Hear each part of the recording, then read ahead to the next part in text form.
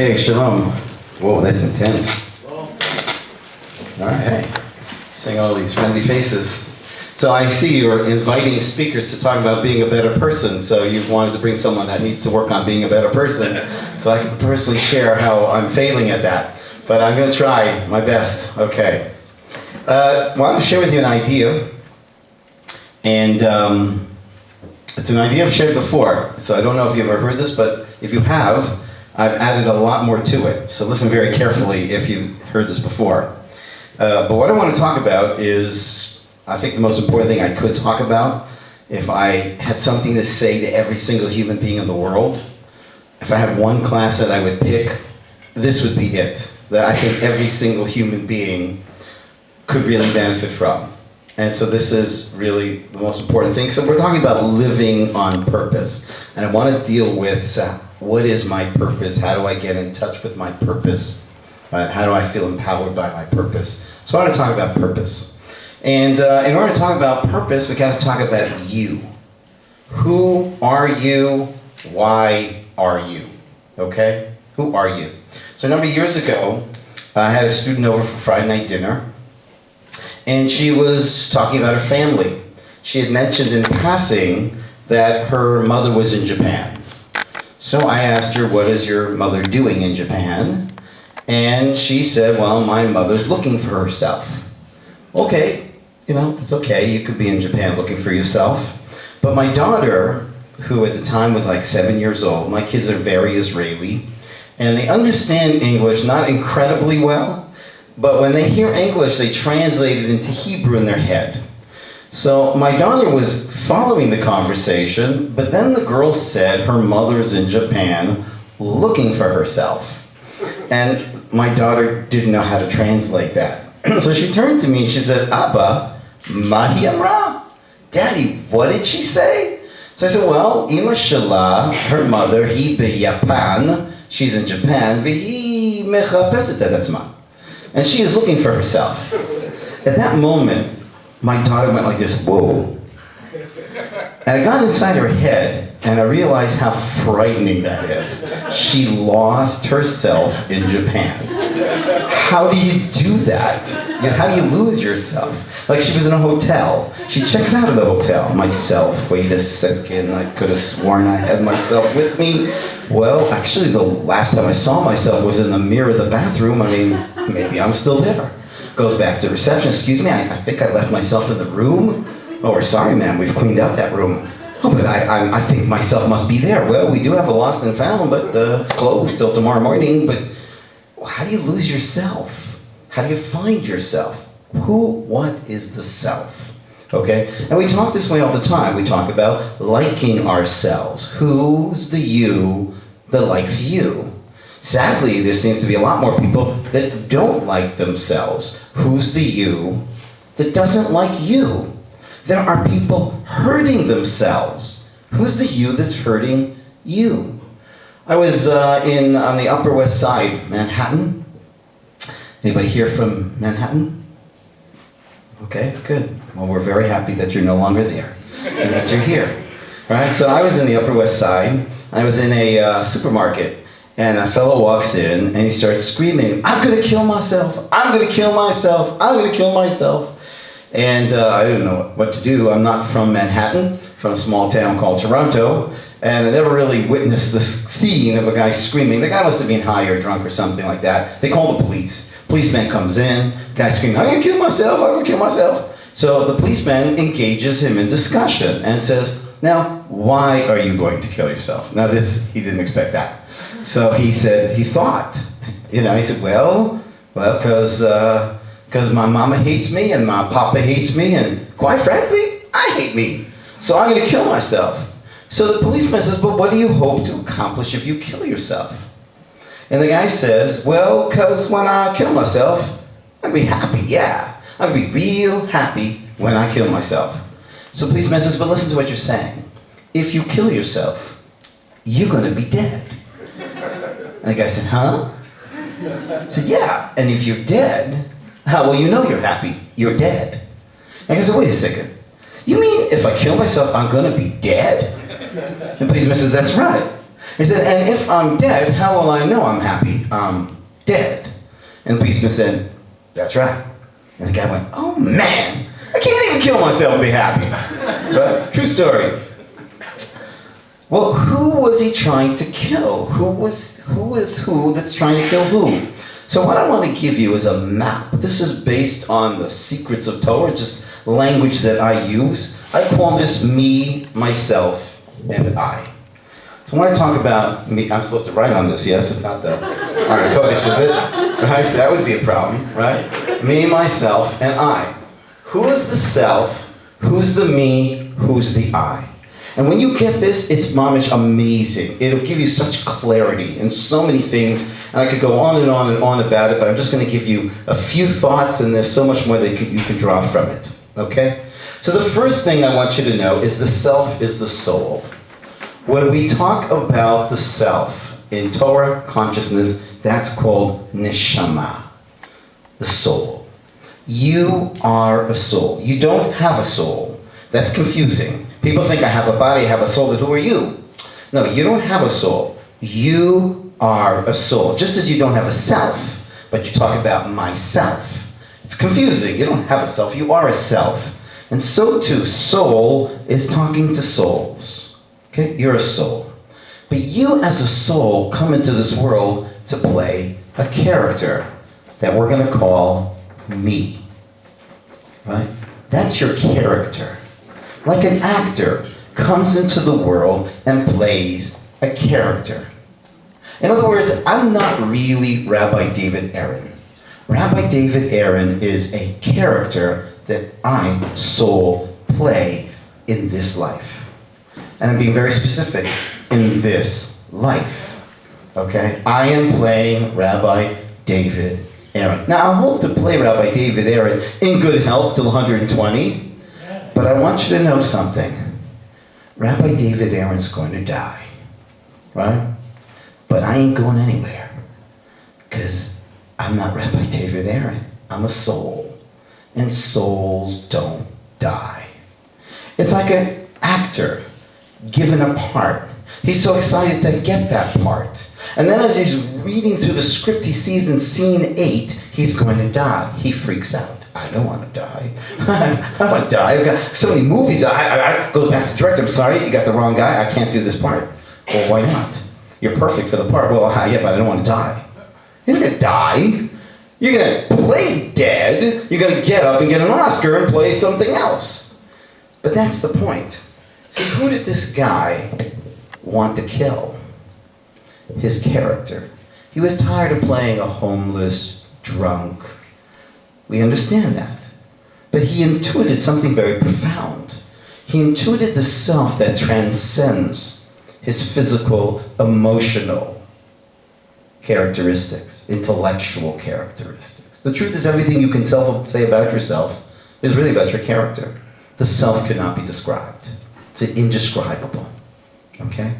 But you are a soul. You come in this world to play a character.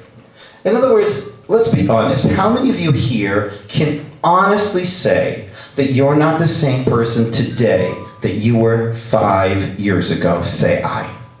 You have to say I for this to work, okay? Okay, I. Say it really loud. I. Thank you very much. Audience participation. Hey, what happened? Okay. How can you not be the same person you were playing 5 years ago? Because 5 years ago, you might have been playing a different character. You understand that? You know, a couple of weeks ago, I found in my closet a notebook, right? I did not recognize the handwriting. I did not recall any of the content of this notebook. And then I realized this was my notebook. I wrote it 2 days ago. Not just joking, right? Right? I see your handwriting. I didn't sign that check. So, you are a soul. You come in this world to play a character. How about this question? Do you recall, ever wondering as a child, who would I have been if my mother would have married another man? Does anybody ever think that? I thought that. When I was a child, I really wondered if I was really David Aaron. Because I was the only redhead. in the family. I asked my mother, why am I the only redhead in the family? Where did red come from? My father had black hair. My mother said that my father had red hair when he was a child. Come on. How did red turn black getting older, right? It turns pink, not red. It doesn't turn black, that's for sure, right? And so I thought maybe I'm adopted, right? Maybe I'm adopted. The only reason I was sure I wasn't adopted is I knew my parents would never spend that kind of money on me. But other than that, the self is the soul. The soul comes into the world to play a character. Now let's get back to the woman in Japan looking for herself. Who's she looking for? What got lost? Well, we're not quite sure, right? And that's very important if you want to figure out your purpose. Are you lost? You don't know your character. You don't know your strengths, you don't know your weaknesses, you don't know what character you're supposed to play. You're an actor in a film and you don't know what character you're playing. That's incredibly frustrating. You can imagine how frustrating that would be, right? That could be one thing, right? That could be. But there's another kind of lost, and that's getting lost in your character. You start to think that I am Rabbi David Aaron. And my whole self-worth is wrapped up with the image of Rabbi David Aaron. And you get lost in your character. And you start to think your whole self-worth is based on your great looks and all the money that you have and all the fame that you have and all the Facebook friends that you have. By the way, I have, right? All that, right? All that. You can be lost. There was a famous actor that got lost in his character, took his life. Who was that? No, come on, for 10 points. Come on, we'll make it more interesting. It was Heath Ledger. Close. Thought he was the Joker. Right. People get lost in their character. And this is the most important question that we're all asking ourselves. What is the source of genuine, unconditional self-worth? And the answer is, not your character, right? A lot of people, they'll think it's their character. You know, I have a friend, and sitting in his home, and on his desk was a picture of an old, decrepitated woman. She looked like she's in her 90s. So I said, is this your grandmother? He said, no. I said, is this your great aunt? He said, no. I said, well, who is this woman? Why is she on your desk? He said, I actually don't know her personally. Well, then who is she? She was Miss America 1910. I said, you know, I could maybe understand a man having a picture of Miss America taken in 1910. Why do you have a picture of Miss America when she don't look so good and she's like 90 years old? He said, it humbles me and reminds me she must have thought she was really something in 1910, right? You see, that's, you know, Rabbi Nachman says, Asur lizdaken, it's forbidden to become old. People who are lost in their bodies, lost in their character, they get old. That's like a person looking at their car and thinking just because their car is 50 years old, they're old. Neshamas never get old. Souls are not old. They don't get old. But the more you identify with your character, the more you get lost in your character, the more you think you are your character, then the older you get, right? And the weaker you get. So this is absolutely, absolutely critical. To learn to live as a soul. Now, we're not going to deny the character, we're soon going to get back to the importance of the character.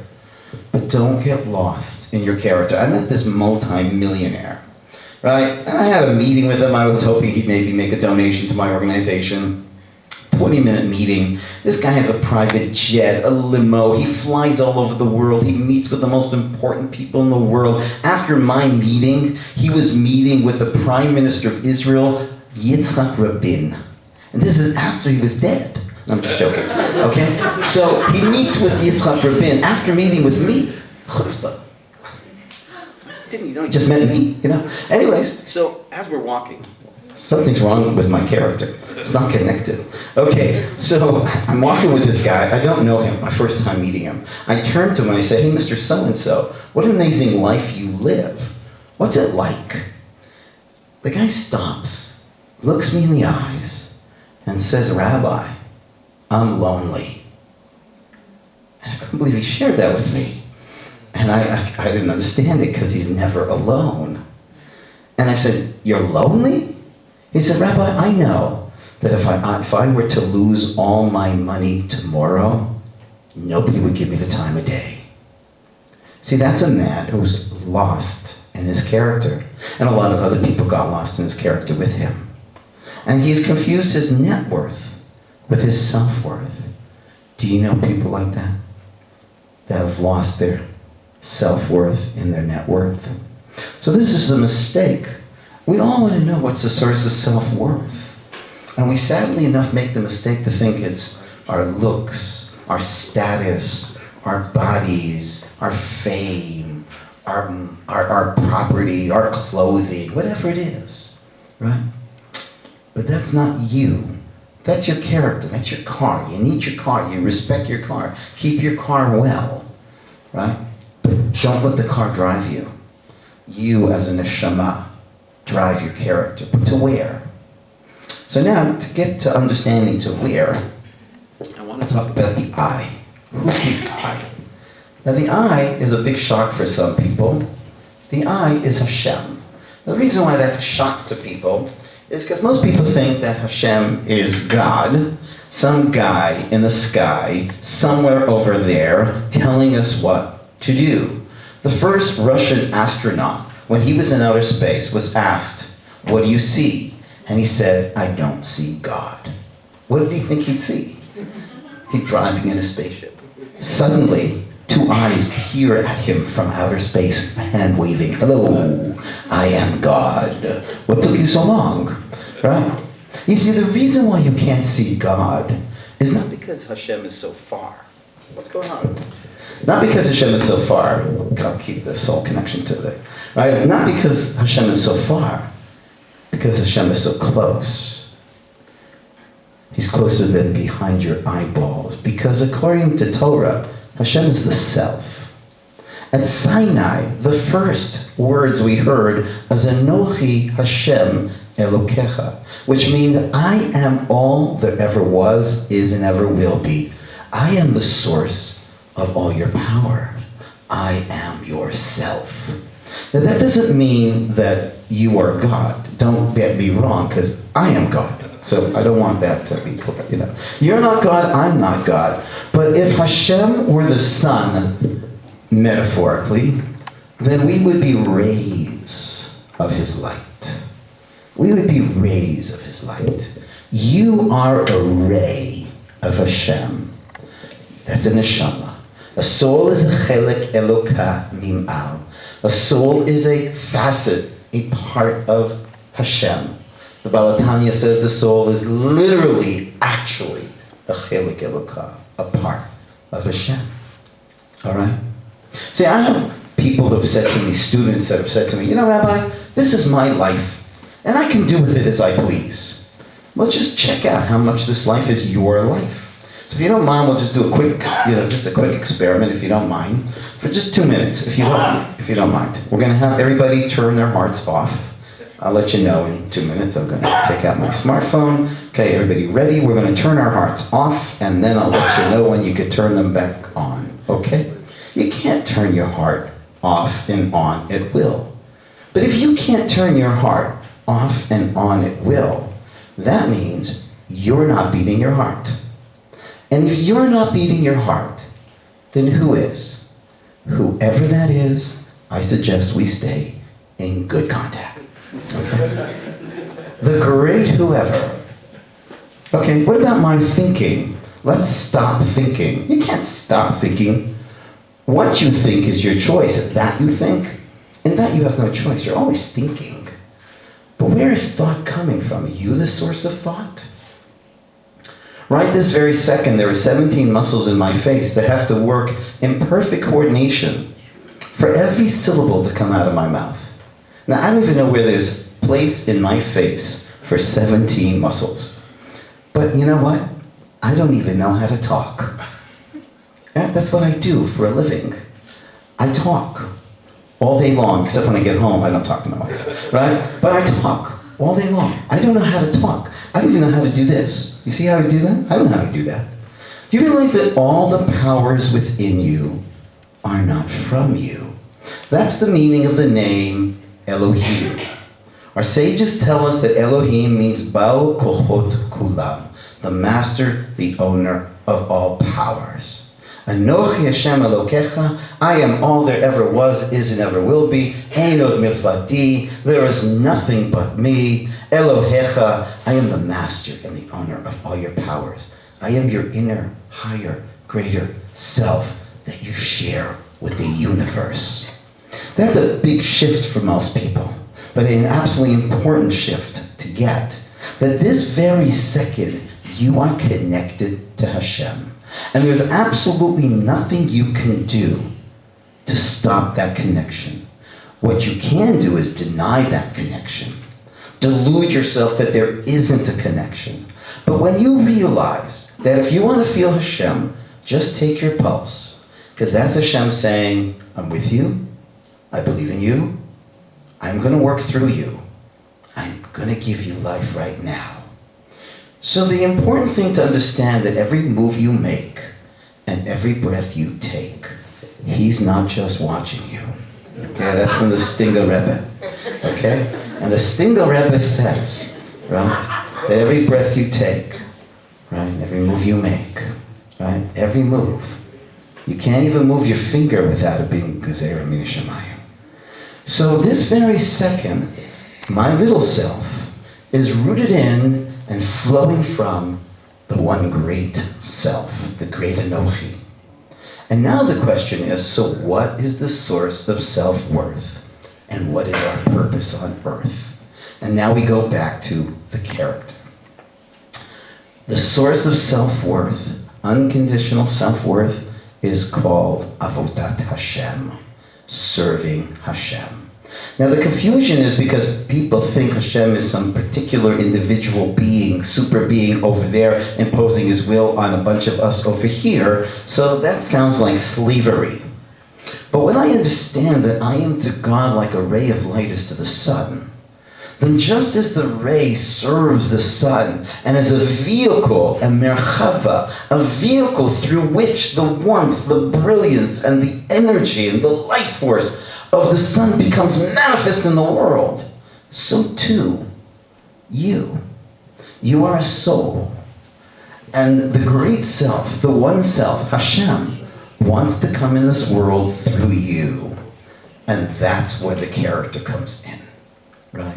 The character is not the source of self-worth. It is the vehicle for you to do your avodat Hashem, your service. But your self-worth is rooted in serving to bring, in the unique way that you can, one self, one soul, one God consciousness. Shema Yisrael, Hashem Elokeinu, Hashem Echad. That's what Torah life is about. It's to increase one's self-consciousness, one's soul consciousness. The Zohar refers to Hashem as Nishmat and Nishamot, the soul of our souls. Right? There are souls, and then there's the soul of our souls. Think of it like electricity. In this room, there are lights. There's an air conditioner. There might be a hot pot for tea and coffee. So they're all connected to the same self, electricity, right? Notice L is an electricity, right? So electricity. And then as electricity flows through the air conditioning, the power of cooling is manifest. That's the soul of the air conditioner. But when electricity flows through the light bulbs, the power of lighting becomes manifest. That's the soul of the light bulb. And when the electricity flows through the hot pot, right, the kettle, then the power of heating becomes manifest. That's the soul of the kettle. But there's the soul of the souls, and that's electricity. We are connected this very second, all of us, to one self, one soul, one God. Each and every one of us is a part of, a facet of, one of the powers of the one God. And so, if the character was air conditioner, the soul would be the power of cooling. Hashem would be electricity. And our goal is to let the presence of Hashem flow into the world in the unique way that you have been given to do. And now comes the purpose part. So look at the character you've been given. You've been given characteristics, right? I was given the capacity to speak in public. I did nothing for this. I didn't take any lessons. I never really practiced it. I was never given any guidance in it. I gave a talk at a conference. A fellow comes up to me. He said, "Where did you study public speaking?" I said, "I never studied public speaking." He said, "Do you know that a public speaker has to hit 10 points? You are hitting all 10 of them." I said, "I don't know what they are." He said, "Well, how do you do this?" I said, "I don't know how I do it. I just do it." It's just a gift. It's just a gift. They say that the #1 fear in the United States is public speaking. The #2 fear in the United States is death. That means if you've been asked to give a eulogy, you'd rather be in the box than give the eulogy. That's from Seinfeld. I must quote my Jewish sources. Okay? I don't have a problem with public speaking. I'm not haughty about that. Because for me to be haughty about my ability to speak in public would be as stupid as me being haughty over my ability to scratch my ear. Did you see that? Yeah, I worked at that. It took me a while, but I got it. But then I got to this. Whoa, a whole other thing. I'm really good at this one. Like, of course you can scratch your ear. You've been given the gift of scratching your ear. Every single person in this room has been given a constellation of talents. Right? But then there's something else you've been given, which is just as important as your talents. It's your problems, right? It's your problems, right? It's like we're at a construction site, right? I heard this very nice metaphor from Rabbi Tatz. I'm just going to add a little bit to it. And imagine you're at this construction site and you don't know what you're doing here. But they give you a bag. You open up your bag, and in your bag there's a saw, hammer, nails. You got it. You're a carpenter.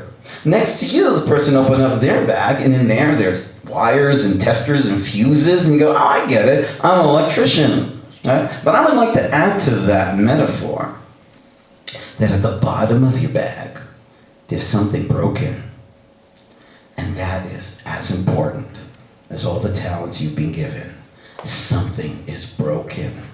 You've been given something broken. And that makes you a compassionate person who has the capacity of being empathetic to other people that have that brokenness, you know? But look at what Hashem has given you in your character. Right? It says in the Gemara, the Talmud, that a person is born at the time of Mars will have a bloodthirsty character. They just will. Okay? Now the question is, what's your choice? Well, you got lots of choices, right? You could be a surgeon and enjoy the blood and save lives, or you could be a serial murderer and take lives. But there's nothing wrong with being bloodthirsty. I have a glass every morning, right? There's nothing wrong with that. It's what do you do with it? What do you do with it? There's nothing wrong with anybody in this room there's nothing wrong with anybody in this room. That's the amazing thing. We think there's something wrong with us. There's nothing wrong with us. It's just what we're doing with it. That's the mistake. They say a story about a fellow that went to a great, great master, and he asked him, "What is the secret to life?" And the master said, "Wood, wires, and nails. Go contemplate." So he contemplated, but he couldn't figure it out. Wood, wires, and nails. I don't know what he's talking about. Well, years later, he forgot the meeting. And then he hears from his porch, he hears this beautiful guitar music. So he follows his ears, and there in the park down the street, there's a guy playing a beautiful guitar. And he sits there and just enjoys the music, and suddenly he hears wood, wires, and nails. He realizes the secret of life. You see, with wood, wires, and nails, you could create a weapon. With wood, wires, and nails, you could create a musical instrument. There's nothing wrong with wood, wires, or nails. And there's nothing wrong with anybody in this room, right? It's what are you doing with it, right? What are you doing with it? So many, many years ago, my wife was very involved with astrology. Now, there's different halachic opinions of astrology. All halachic opinions say you cannot use astrology for horoscopes and telling the future. There are some halachic opinions that say you can use astrology to understand your character trait. My wife actually doesn't do it anymore, but She was really very good at it. And she actually showed me in astrology books something called astrological twins. These are two people born at the same time, same place, not related at all. They look like identical twins. It's really shocking stuff. My wife was very challenged by this. And so she went to her teacher and said, well, where's free choice? And the teacher says, what's your problem? Astrology says nothing about your soul. It's talking about your character. You can have two children, they've both been given the same 5 colored crayons, right? Each one's going to do something different, right? All music, the infinite numbers of songs are all made by a finite number of notes. And there's a new song and a new song, and it's just amazing.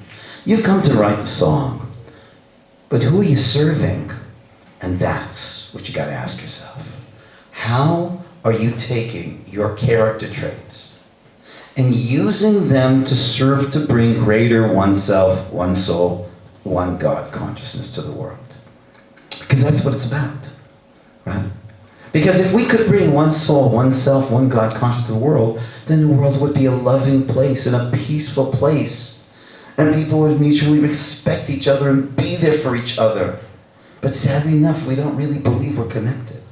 We don't really believe that in the deepest depths we all share one self, right? And when you're in that state of service, it is the most incredible joy. It's so egoless. Because if you've experienced that, I've experienced that many times. Rabbi, I know it's not me speaking anymore. It's not David Aaron. This is not David Aaron speaking. David Aaron doesn't know how to speak. All I want to be is a channel. All I want to be is in service. All I want to be is in some way, if through the gift of gab and my crazy jokes, I could be a vehicle to bring a little bit more oneself, one soul, one God consciousness, then I'm living a little bit more of my purpose, right? So that's what you got to ask yourself, right? Maybe not yourself, maybe somebody else that knows you, because sadly enough, I ask people, my students, give me 3 strengths. It's amazing how people can come up with 3 strengths, right? And I say, okay, give me 3 weaknesses. Oh, I got a lot more than that. You know, they can just download all these weaknesses. It's so easy to say all these bad things about ourselves, but just say good things. We even feel uncomfortable. It's not nice to say good things about myself. Humility in Jewish tradition isn't putting yourself down and pretending you're not good at something. That's just lying. If you're good at something, then say Baruch Hashem. Hashem is the source. I've been given this gift. I have to use this gift. If you're great at writing, you're great at writing. If you're great at marketing, you're great at marketing. If you write music, if you teach, if you're a doctor, whatever it is, just thank Hashem, Baruch Hashem. What are you doing with it? But you also have to say to Hashem, thank you for my problems. Rav Kook says that the bracha we say every morning, Shasali kol tzarki, Hashem, you have made for me everything I need. Rav Kook says that includes your problems. You gave me the right problems also. I needed them in order to be able to be the kind of character that I could be, to serve, to bring, in the unique way that I could bring into the world, a little bit more of the one soul, one self, one Hashem consciousness. So this is what it's about, living on purpose. What is your purpose? It starts with, who are you? You are a soul. Who is a soul? The soul is a ray of Hashem. What am I doing here? What is a ray of Hashem doing on this planet? I've been given a character. And with this character, I have problems, I have challenges, I have strengths, I have weaknesses. And now, choose life. Choose love. Choose to do something that will bring more of that sense of connectivity to all of us. The entire Torah is unfolding from Ahavta l'recha kamocha. Love your neighbor as yourself. You know, I know a lot of people, I would prefer them not to love me the way they love themselves. You know, maybe do a little bit better than that, right? But most people don't know the end of the pasuk. Love your neighbor as yourself. Ki ani Hashem. Because I am Hashem, which means I am all there ever was, is, and ever will be. Ein od milvado, efes zulato. There is nothing but one I am. There is only one I am. And your I am and my I am is one of the colors in the spectrum of the white light of one I am. And your character that you've been given is perfect. If you know how to arrange it, know how to use it, and don't get lost in it, but find yourself and help everybody else find ourself through it. So that's living on purpose. That's the secret to unconditional self-worth. Serve. Find your service. Live your service. And the service is, in what way can you add a little bit more, bring a little bit more of love, of ahavtarecha kamocha, a little bit more of the clarity of Ani Hashem. Einod levado. There is only one I am. And we are one. And we will always be one. And we have to just stop thinking and talking and acting in ways that confuse ourselves to think that there's anything but just one. So thank you so much.